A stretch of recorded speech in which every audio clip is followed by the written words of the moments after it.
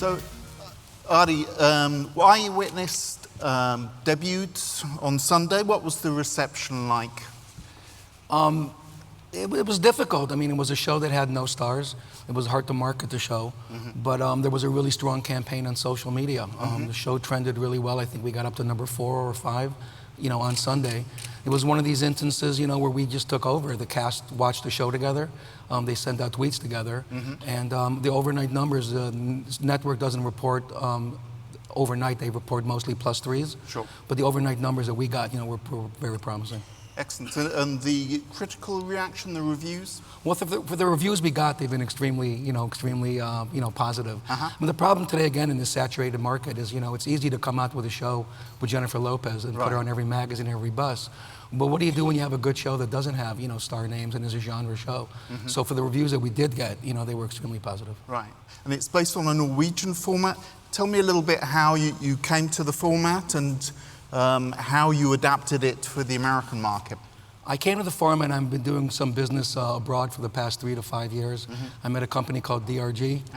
We went out to a lot of expensive restaurants, had good meals, had good wine. Right. We're looking to do a project together.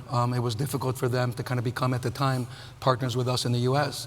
And over dinner, this project came up as a format. I saw the show, I was riveted by it, and I wanted to try to do something with it. NRK, which was a broadcaster, asked, who the hell is Adi Hasak? And I said, I'm the guy who's going to sell it for you. Right. They gave me 2 weeks. It was a handshake deal. Right. And I was at the time co-running Shades of Blue. I was in a Comcast building. I ran into Dawn Olmsted, who writes UCP. She asked me, what's up? I said, I have this format. She asked me what it's about. Right. I told her. She said, I love it. And I said the following thing. I don't even know why I said it, but I said, Shades of Blue went straight to series. I'm not going to do Eyewitness unless we do it straight to series. But there was no script at the time, and she asked me, can you do it for a specific budget? Right. And I said, yes, I can. And she said, let's go straight to series. And I said, but you haven't seen the show yet. So she saw the show that evening. She called me the following morning, and within a week, we got the order to go straight to series. Excellent. And can you tell me a little bit how you took the original Norwegian show and adapted it, changed it? What kind of changes? Well, there's 3 things I needed to do. One was to make it accessible to begin with, it was an amazing format. So as opposed to Homeland, which is based on Chatufim, the Israeli show, they really have the concept in common, and they went in a different direction. This was an amazing show that I really wanted to stay, true to the structure of the show. I mean, I liken it to, at least when I was a kid, we would have winter jackets, and you could turn the jacket inside out. It was the same jacket, but it was a different jacket. Yeah. That's what we needed to do with the show. Right. For an American audience, we needed to do 2 things. If you look at the original, without any spoilers, well, the cop doesn't really resolve the show's climactic ending. That's unthinkable to do for an American audience. Yeah. The second thing I needed to do was just kind of simplify. There was just like a lot of stuff going on. I needed to simplify, the plot. Right. In the original, there's 2 biker gangs and 3 biker gangs. We made it 1 biker gang. And by simplifying it, we actually had some extra time, and we spent that time focusing on the characters that already were in the show. It was a love story between the cop and her husband, this love story between the 2 boys, and a love story between an FBI agent and her sister. Sure. And at the center, there's these 2 teenage boys who are in a homosexual relationship. That's quite challenging for the mainstream American market. I mean, how did you use that in a positive way to gather the audience? We didn't even think about it. I've been told we screened a lot of episodes of the LGBT community who really embraced the show. I was told this is the first show where you have gay characters at the center of a thriller. This isn't a gay themed show. They happen to be gay characters. Right. Usually these type of characters, you see them in the B story, the C story, the D story. They end up getting killed halfway through the season. So that was really, really interesting. But UCP and USA were extremely supportive, and just really said, push this relationship, really kind of go in the direction of Brokeback Mountain, and that's exactly what we did. We got a lot of support in that. Excellent. Great. And so let's go back 3 years. You came to MIPCOM, I believe, and no one knew who you were. Now you're on stage 3 years later. And the big break came from Shades of Blue. Tell everyone about how you came to present that show, an original show, and got it made with Jennifer Lopez attached. I wrote it as a spec, which means that it was not commissioned, and I kind of work unconventionally. I don't have any representation. I don't have managers.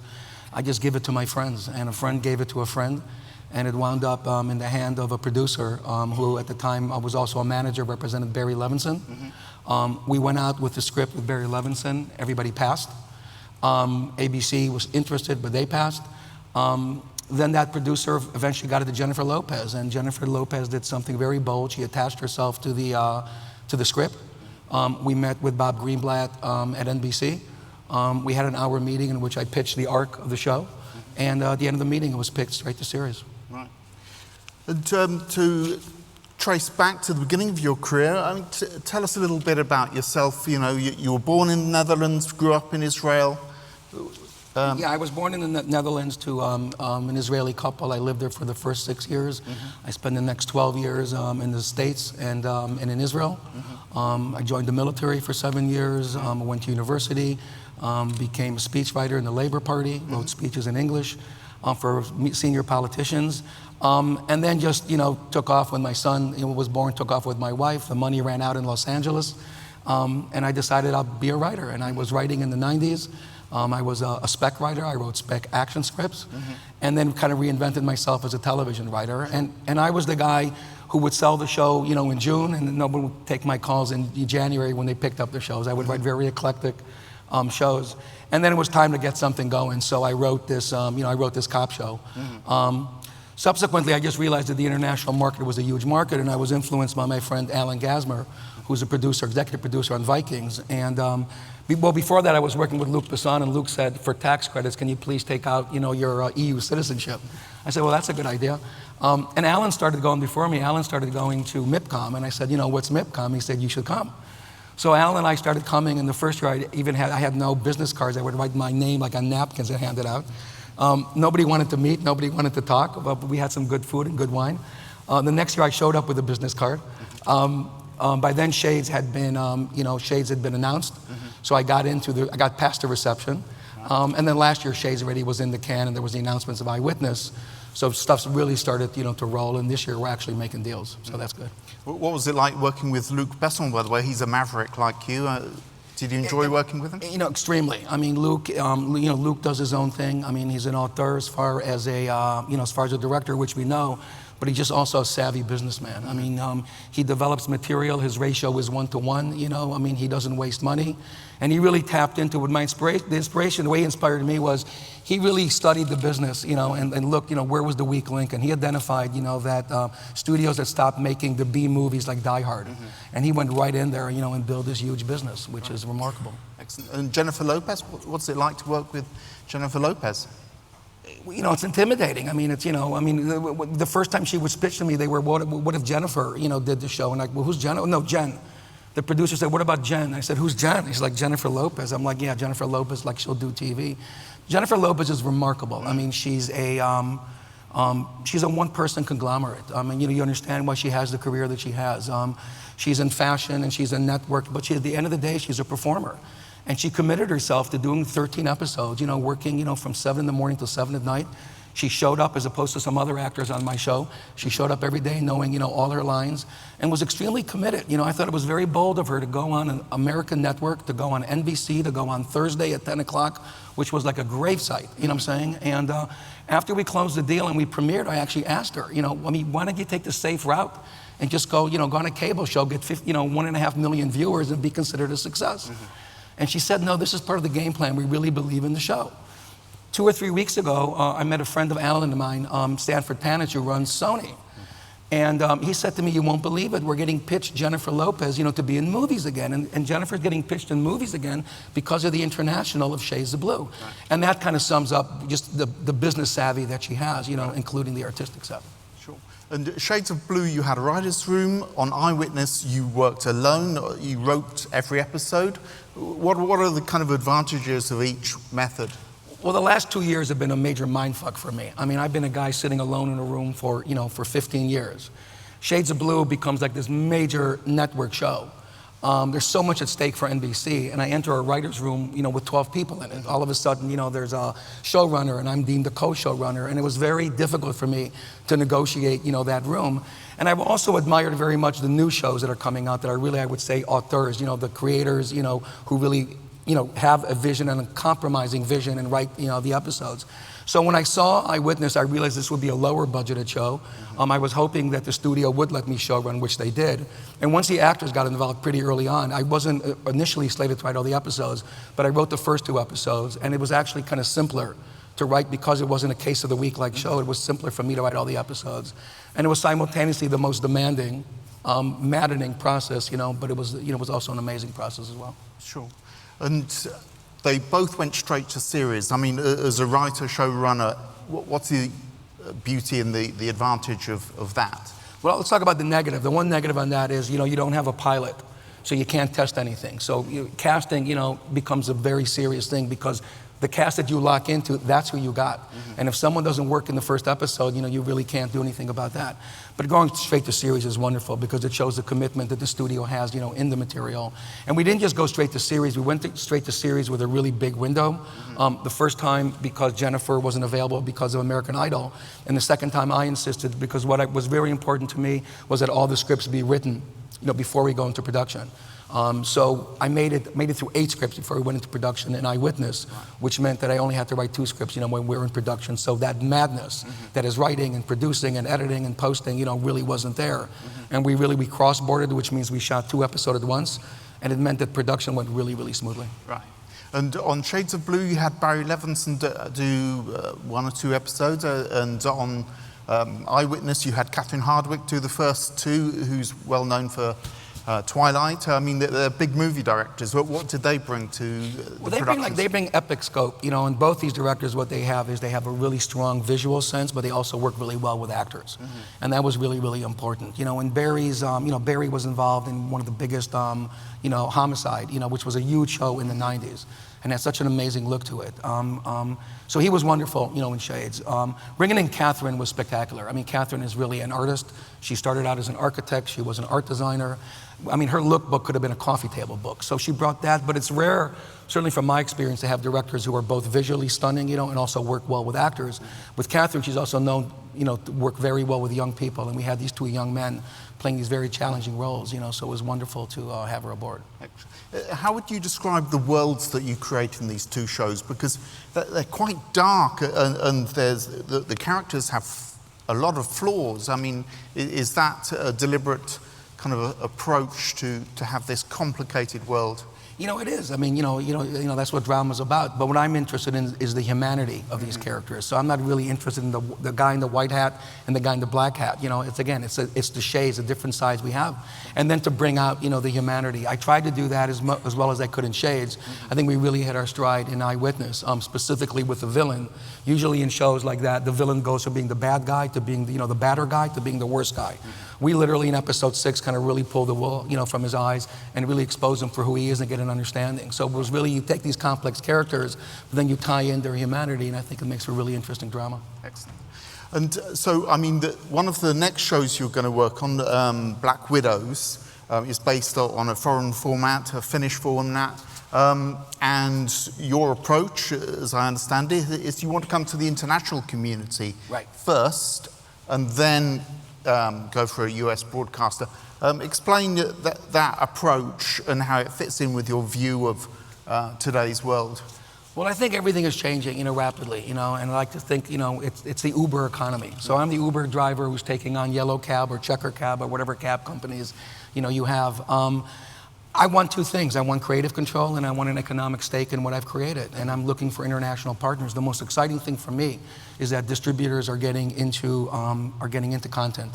And if in the past they would meet us and ask, hey, who's doing domestic in America? And if you said no, and they would say, come back when it's NBC. Now it's the reverse. Now they're coming and saying, we want to come in first. And that's really exciting. I mean, one of my, Viaplay, which is, for example, a Scandi company, whose CEO I'm very friendly with, one of the most exciting things is that a company like that out of Scandi, is becoming a major partner, in the business. We can now bring them in the initial phase, to fund scripts, to fund production. And that's really the way to go. So what we're doing is we're cutting out the studio. And we're taking, it makes monetary sense for us, but more importantly, by cutting out the studio, we also attain a creative control. So that's one layer, that we've gotten rid of. And if I was younger, I'd get rid of the networks as well. Right. And I mean, also you work with a very small team, I believe. I mean, how big's your staff? Very small. I have 2 young women working with me and another gentleman, and it's like 1 computer, you know, and 2 cell phones, and that's it. And you don't have an agent? I don't have an agent, no. Right. You know, today, look, in today's economy, you can navigate. Like, again, it's the Uber. I keep going back to Uber. You know, if you've been at it long enough, we really, everybody knows everybody in the business. We're all sitting here, you know, exchanging business cards and so forth. If your IP is worthwhile, if people want to read it, at the end of the day, it's about the material. If people want your material, you know, they're going to pick up the phone, they're going to take the meeting. And because it's such a small community, if you don't know somebody, you certainly know somebody who knows that person you want to get to. And that's how we navigate the business. So, I mean, you are competing with the studios, in effect. I am, in the sense, and this is going to come out arrogant and it's not meant to, but again, you know, I sit across from a studio and I look at it and I say to them, you create IP and I create IP. You need a broadcaster, I need a broadcaster. You have money and I can find money. Why would I work with you guys, you know, for the 6% or 8%, whatever you're paying me? So they ask me, what do you want? And I say, I want 50%. And they're like, well, we can't give you 50%. I'm like, well, you did, you know, to Bochco in the 70s, but that's not their model anymore, you know? So it's really, we're just not compatible. And we are really today in this weird situation that if you're an entrepreneur and you can generate material and you're willing to have, you know, face some rejection, but pick up the phone, you know, meet people, you really are competing, you know, with the studios. Right. And tell us a little bit about this next project, Black Widows, that you're looking to produce. So Black Widows is a Finnish, it's a Finnish format. We're in negotiations with an actress, you know, at the level of Jennifer Lopez.